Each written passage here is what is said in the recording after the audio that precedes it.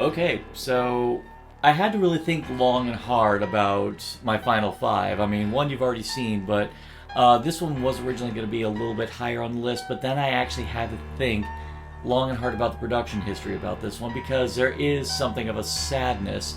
Because this one was directed by John Carl Buechler, who, if you look at his resume, the man has a sterling history of not just directing, but also insane creature effects and gore effects. This man was a wizard, right up there in the same pantheon as people like Screaming Mad George and Tom Savini.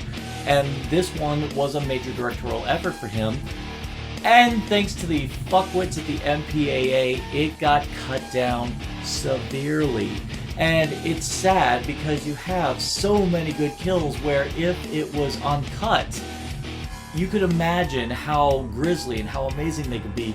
They could be in the pantheon of like some of the best. Now granted, Kane Hodder, bless him, and also one of the things that elevates this one is that this is his first one and he comes in with the utmost authority.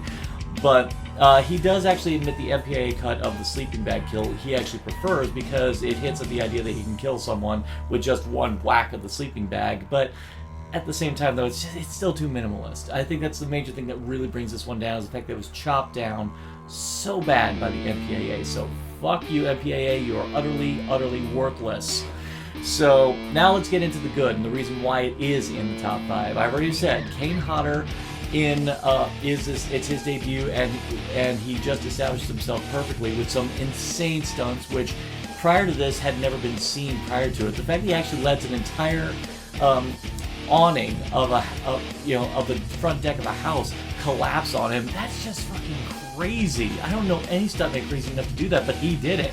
And then, of course, the full body burn, which at the time was a record holder for full body burns. And if you know Kane Hodder's history, which incidentally, watch the documentary Hell and Back. It's actually kind of heartbreaking, but also heartwarming. Definitely check that out. That's another thing. But the real reason why this one for me is in the top five is because it has one of the most compelling heroine characters in the form of Tina, and the fact that she actually has in herself a complete character arc, and it actually segues into a fantastic final showdown. Actually, one of my favorite final showdowns between the heroine and Jason in the whole of the Friday the 13th series, because they just simply said, since we can't have Freddy versus Jason yet, let's have Carrie versus Jason. And because they did that, we actually had a much more visually interesting final climax of the series, and that is why it is in my final one. So, thumbnail pose.